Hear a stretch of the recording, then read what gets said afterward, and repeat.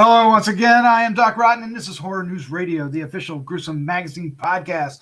Joining me again this week are the scariest, goriest, bloodiest co-hosts on the net. And tonight we're reviewing The Stylist, which is streaming now on Arrow. Joining me tonight is Dave Dreher. Dave, it is good to see you, sir. How are you doing? Hello, I'm good. I did my hair for the show. Can you tell? I could. I actually could. Yeah, I'm lying to you. I didn't do a damn thing. Oh, no! I think you did. You're lying about lying. I'm a lying bastard. Also joining us is award-winning filmmaker Christopher G. Moore. What's up? I felt like you were going to say something more, and it just waited in the air there. Just hanging out there. Whee! Yeah, hanging out there like my hair. Oh, well, you do got some hair. Yeah. I'm the hairband guy version on this show. Whatever that means. I don't know, but that's kind of cool. Also joining us is podcasting rock star and international cosplay queen, Vanessa Thompson. How you doing? Hello. Feeling a little tired. A little yawny food.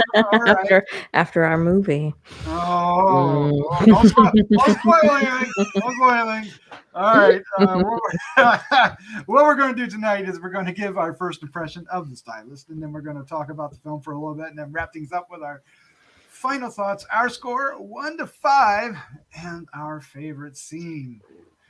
Probably going to involve hair or mirror. One or the other. All right. What film are we talking about? We are talking about The Stylist, streaming now on Arrow beginning March 1st. The writer-director is Gevargizian. God, I have it pronounced right for me. I have it written there.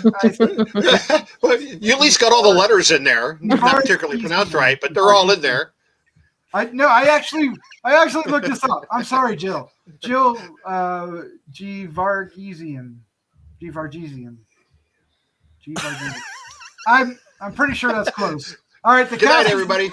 Townsend, Brea Grant, Sarah McGuire, lonely hairstylist becomes obsessed with the lives of her clients and descends into murderous madness. That's pretty good. That's what happens. All right. So what we're going to do tonight is give our first impression. So that is our first thing.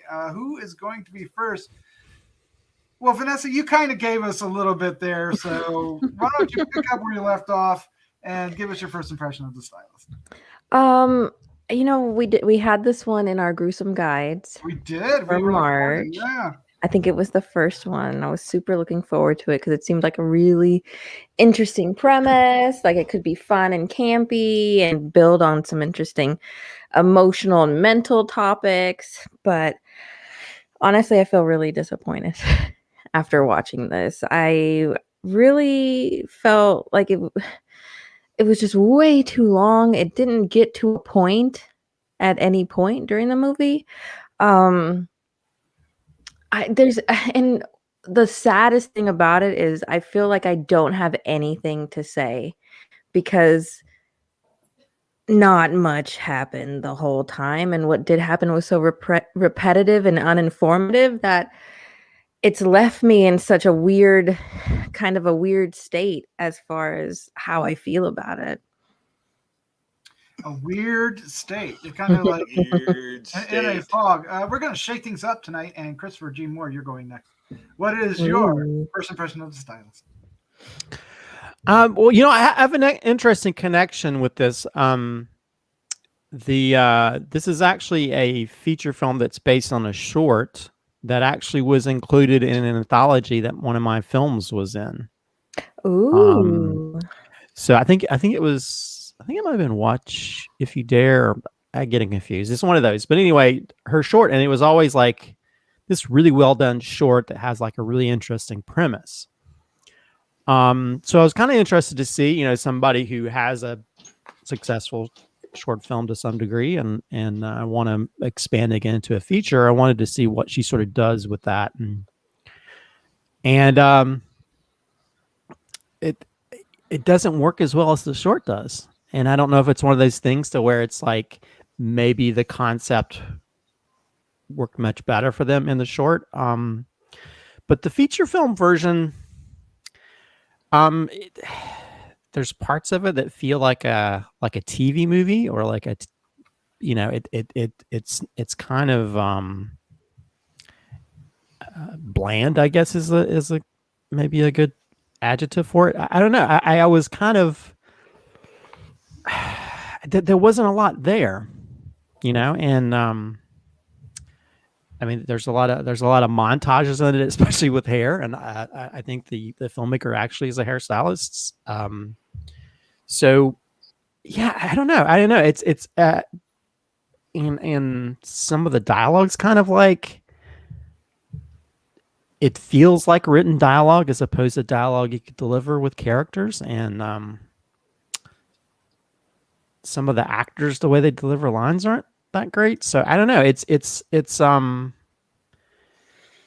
I guess I expect I wanted this to be great, because I thought the short was so amazing, and but watching this film, it was just like it was kind of a chore to get through, because it's such a the concept is so basic to where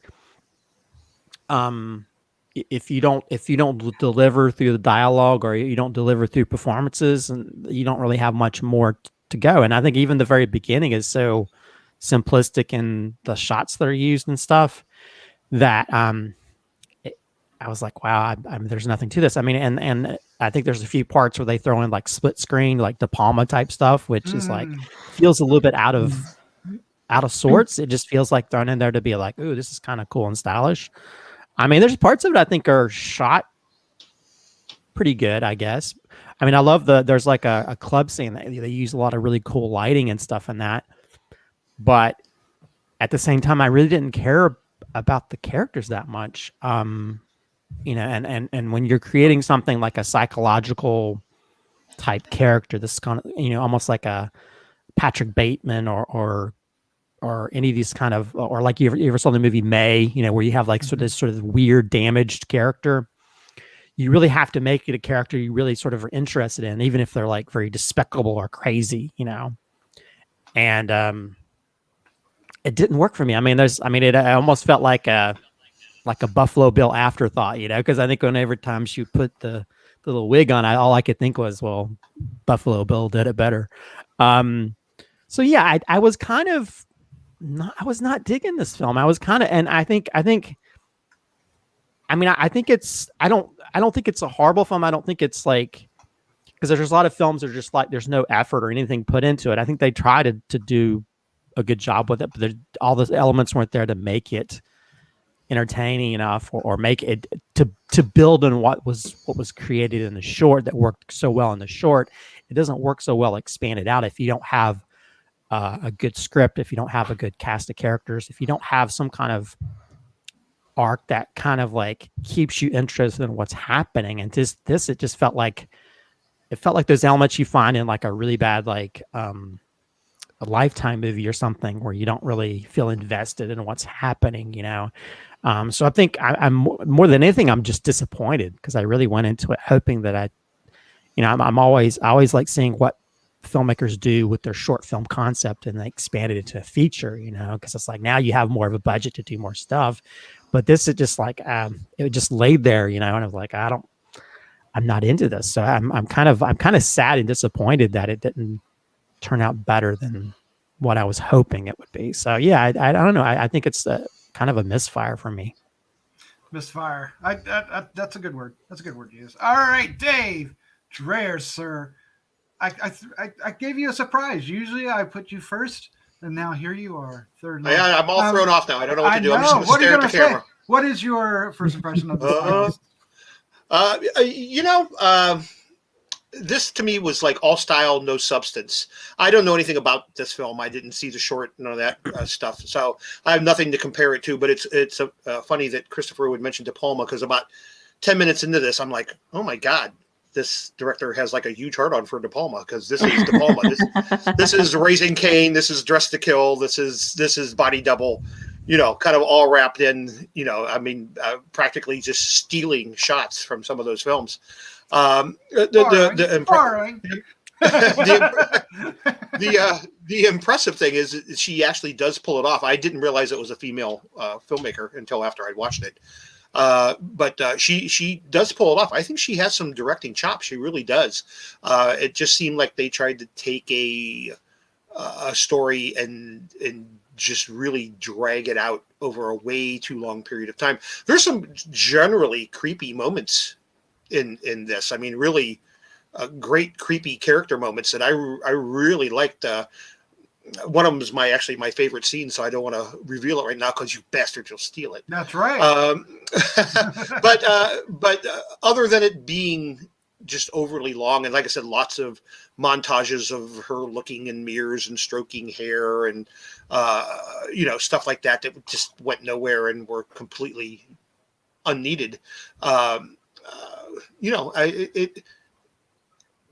think we're looking at an effort. Does she have any other feature films to her credit other than that short and this? I don't know that she does. There's something dark web, but I'm not sure I know enough about what that is. What that is? Well, again, I would be excited to see more work from her on this. I'm not sure the choice of taking a successful short and trying to make it into a feature-length film worked in this particular instance for her. But I'm intrigued enough to want to see more from her. Yeah, Dark Web's another anthology, so she has like Dark Web and then Watch If You Dare, the one that Christopher was talking about. Mm-hmm. That just included her short and a few other shorts in it. So, but she does have quite a few shorts, and I've seen a lot of them in the festivals, and she does have quite a bit of talent. So. But that's my first opinion. Yeah. Okay, so like Vanessa said, when we did our March gruesome guide, this was first up because it came out on the 1st. And it looked great, and I was familiar with the short. I saw it and was impressed by it, impressed by a lot of Jill's efforts here and in other, working with other talent. And I was really excited to see what she would do with a full feature and with this particular story because the short set it up really well. Plus, it has Brea Grant in the cast, who we have been watching a lot of her films lately, and either a director or writer and starring in. So it had like all the right ingredients. There's some really interesting gore in here, a lot of, scalping, if you will. I mean, it is literally what it is. It's scalping. And it's really well done and often shot really well. Those elements are usually the best part. But I didn't like this movie.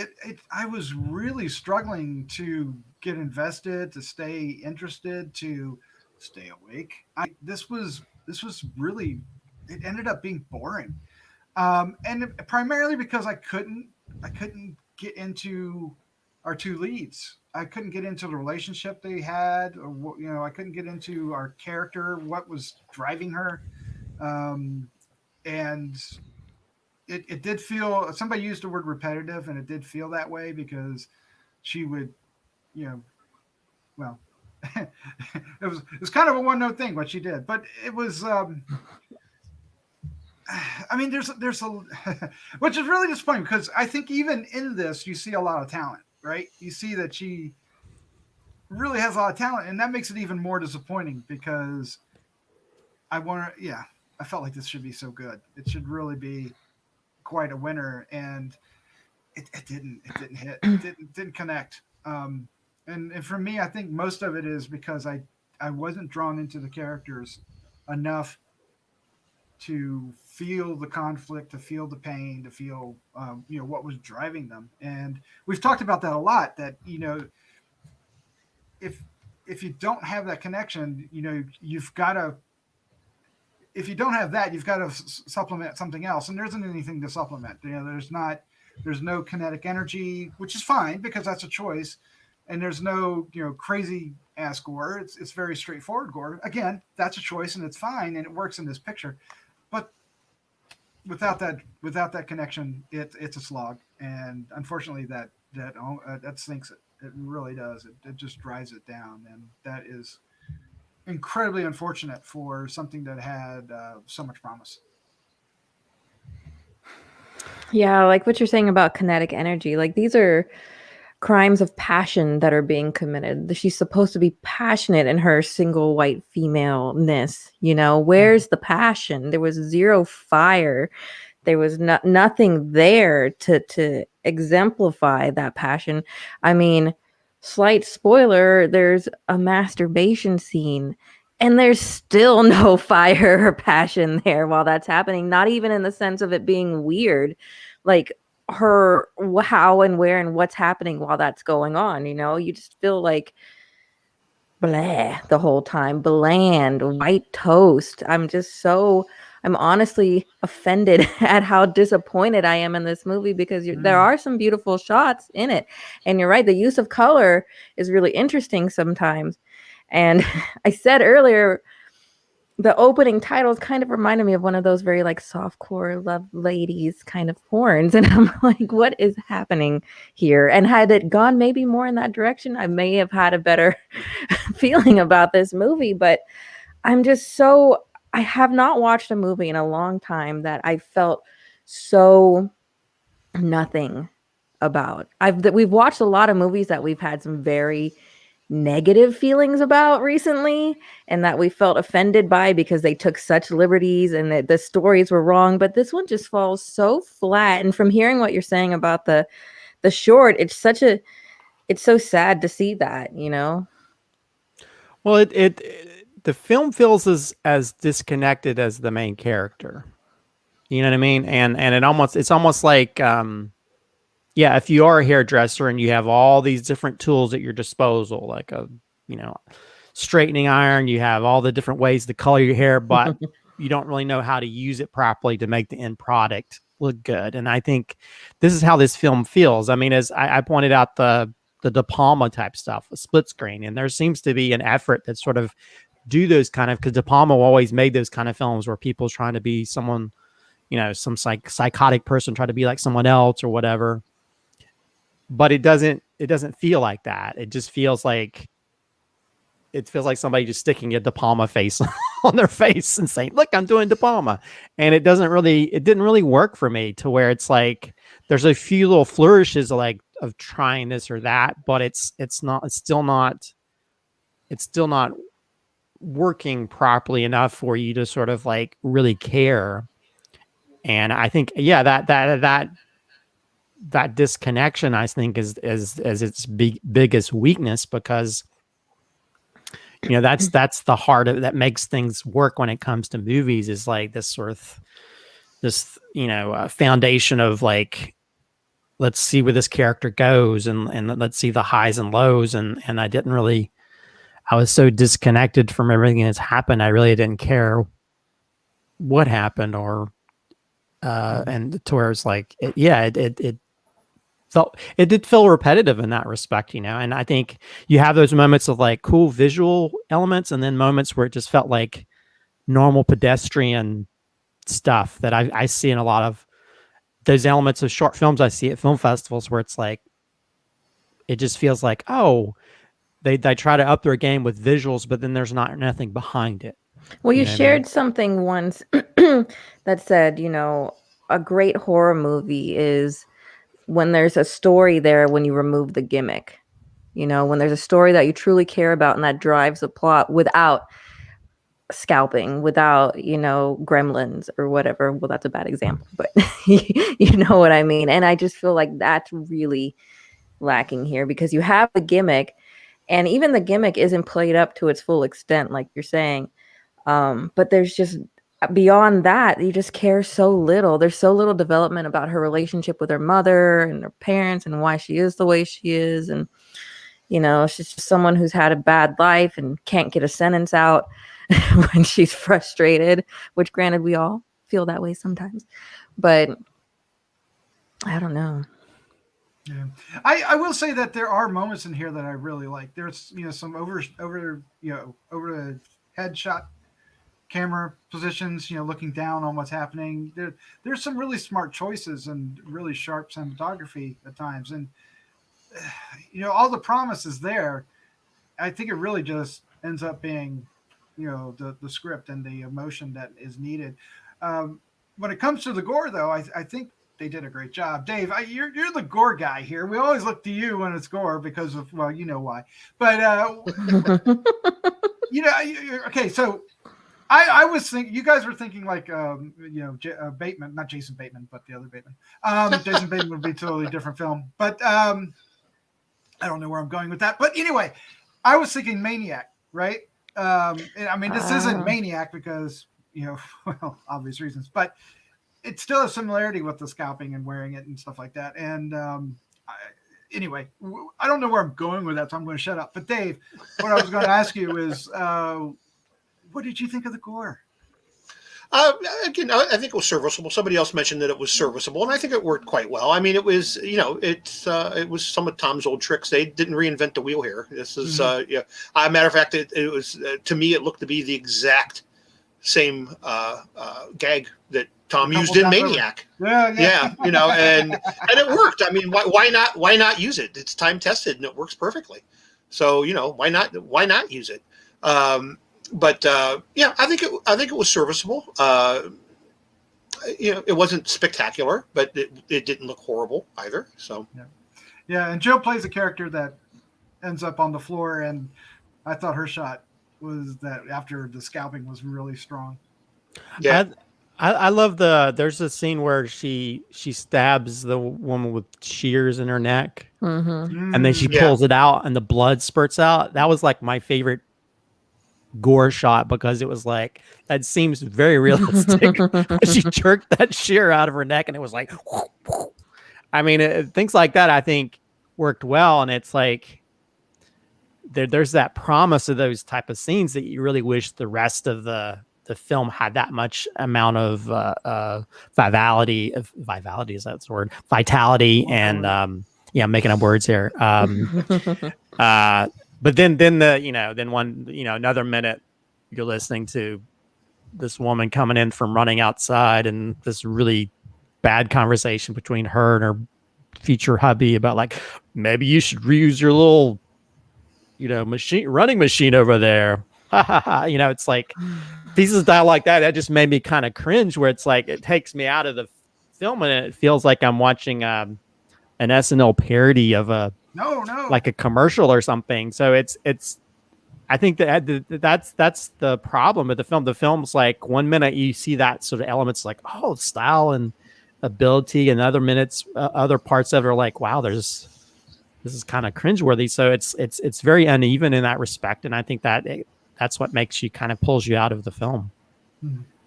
Yeah, I think I agree. I think that happens. All right, let's go ahead and wrap this up. We're going to give our final thoughts, our score 1 to 5, and we're going to give our favorite scene. But before we do, if you're still listening, we want to thank you so much for hanging out with us. We hope you're enjoying our reviews. If you want to help us out, it's really easy and really free. All you have to do is hit the subscribe button or share with a friend. That's simple. Want to get more involved? Click that like button. Yeah, hit the bell. Leave some comments. Tell us why we're wrong. I know you're thinking we're wrong. Tell us why we're wrong. We want to. I'm totally throwing myself off the rails. Let's thank the patrons over at Patreon, because without their support, we wouldn't be able to do not only Horror News Radio, but Decades of Horror, Gruesome Magazine, and Heroes and Droids. Thank you all so much. But let's do this. Vanessa, you are up first. Your final thoughts, your score, and favorite scene. I'll keep it short-winded. This is a pass for me. I would not recommend. I was totally bored, had a hard time keeping my eyes open. I think I can see how the short version of this would be very successful, because this story compacted into a short I would probably really like, but it just did not translate into a feature.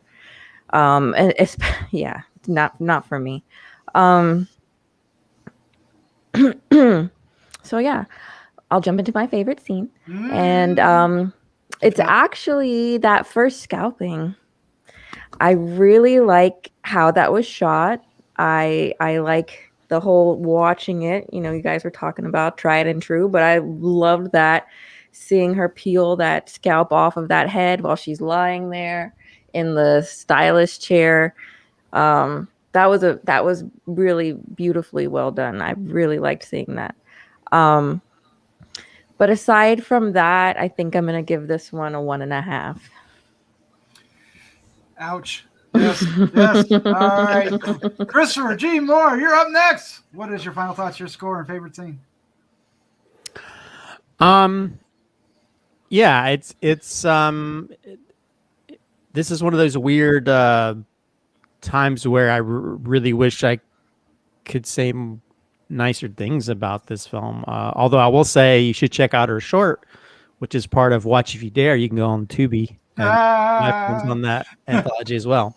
And you can sort of see the basis for this feature. But yeah, I this is one of those things where it's like, you know, you have an opportunity to take this idea that you created with your short and expand it and be bigger and do cooler stuff with it, and it doesn't really do that. You know, you see those elements of opportunity, you see those elements of visuals that look kind of cool and feels very De Palma-ish, and then other elements feel like, you know, a bad television movie. So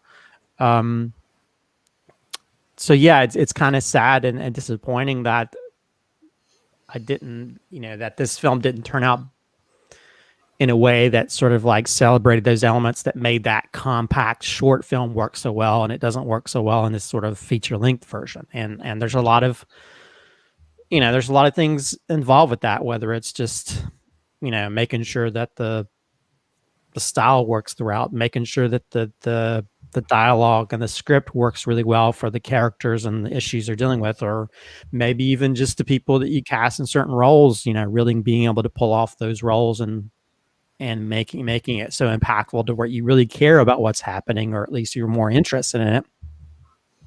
And like Vanessa, and you know, I was kind of bored by it, you know.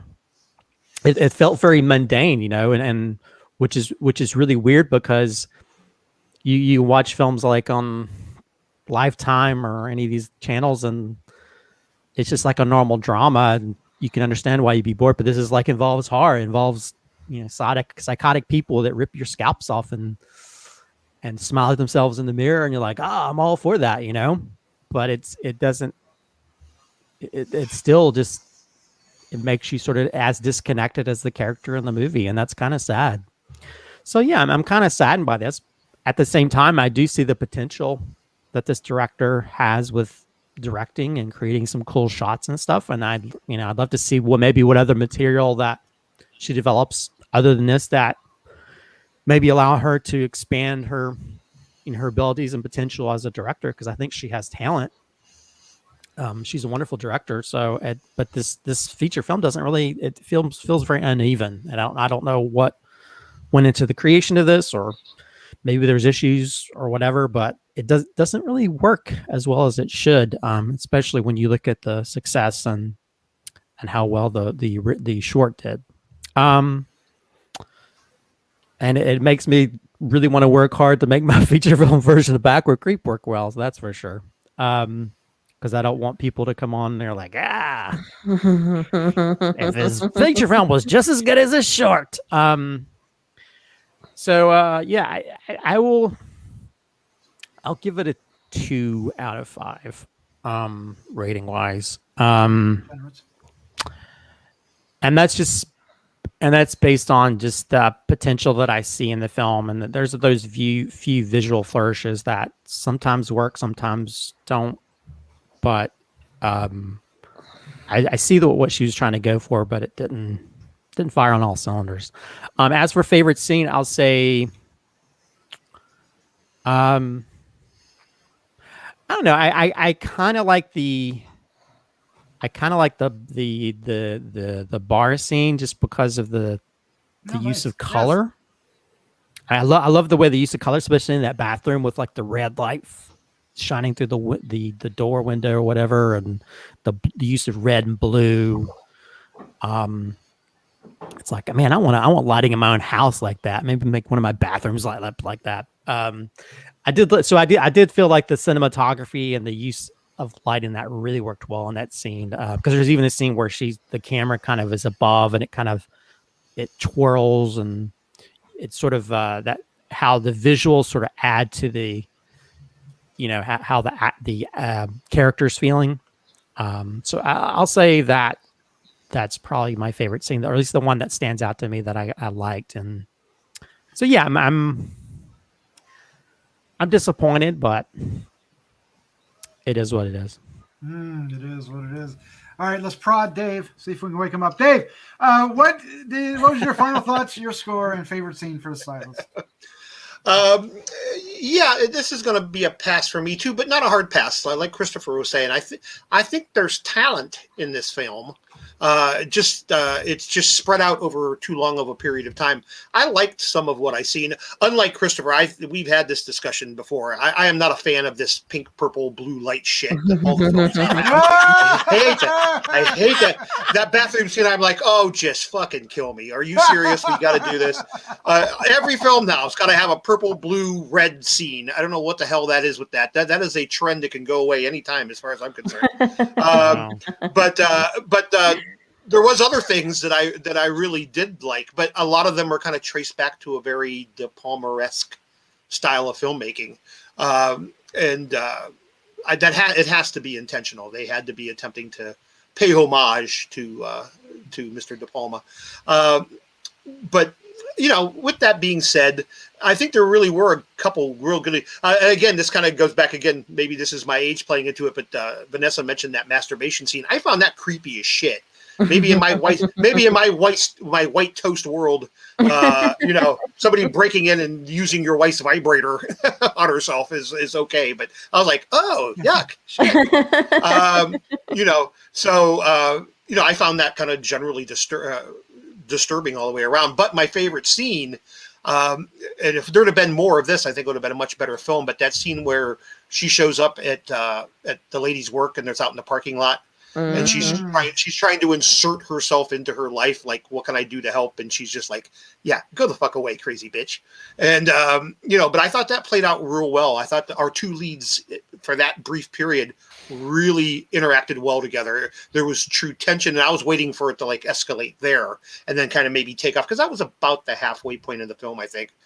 But no, she just kind of forgets about it, and it's okay now. Come back into my world now and kill everybody that I know. Which was completely unbelievable, because I'd have been going to my fiance and going, we got to get rid of that crazy bitch because there's something wrong with her.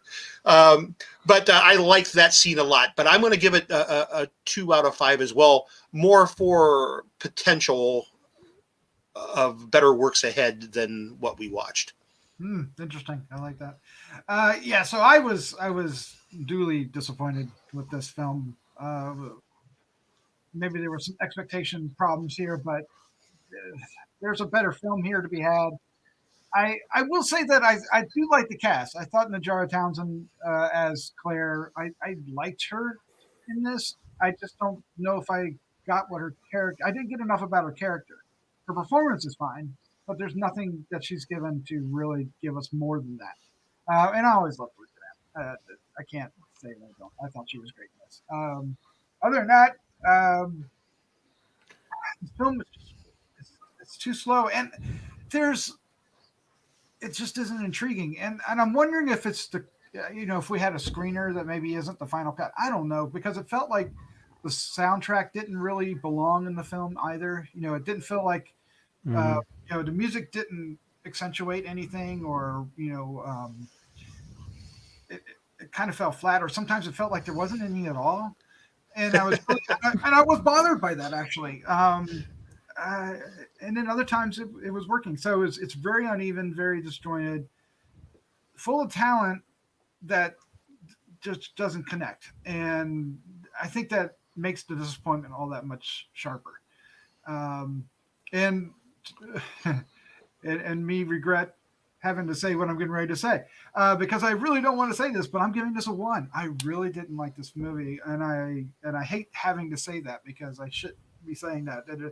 These people are very talented, and I feel bad. I really do. I honestly feel bad. Well, remember, Doc, even Spielberg made 1941, so this shit happens. Shit happens. Favorite scene. I think it's very close to the scene you took, Dave. She goes back to the the little coffee shop, and sneaks back in and tries to do everything, but it doesn't go right. And she panics, and it was just like jarring. It was like, holy crap. And that's also where we get that shot of her head when she's getting ready to do it.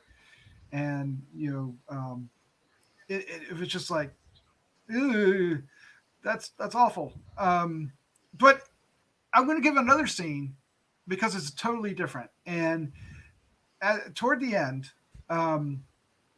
we're at the wedding, this wedding that we're building up to for the entire movie. And there's this, I guess the flower girl, or right is what you would call her, was there, and she got her hair done too. And the scenes between Claire and the flower girl, I really liked. I thought they were really strong and supported the characters and was well done on both sides. It was interesting. It was a nice little juxtaposition for that character to have to play against her usual type. Then the ending happened, and that could have made the film, but it broke it. Yep, you're right. It reminded me of, like I said, those old 70 movies, where you knew the ending was coming and what it was going to be. What was that one where the head's in the fish tank at the end? You know it's coming. The whole movie you're seeing the fish tank. You know it's going to happen. And then at the end you're of the movie, alone. Are you talking about? Is that what it is? Alone? I can't remember the name of it. I've watched so many of them, but it reminded me of that type of an ending. I mean, it telegraphed from very, very early on. But it was what it was, I guess. Yeah. All right. Well, there you go. That's our review for The Stylist. Send all hate mail too. Thank you for hanging around with us. We hope you enjoyed us, and we'll listen to more. We've got more coming. All right. I want to thank Christopher, Vanessa, and Dave for joining me tonight. This was a great discussion. Thank you so much. Thank you. You're welcome. And I look forward to the day when I finish Back with Creep and Dave Dreher can crap all over it because it has much colored lights in it. All the lights. What's with all the lights? I'll give you a pass. You get a pass, Chris. There you go. Only one person can do lights. All right, let's say goodnight. Good night. Good night. Just buy a wig.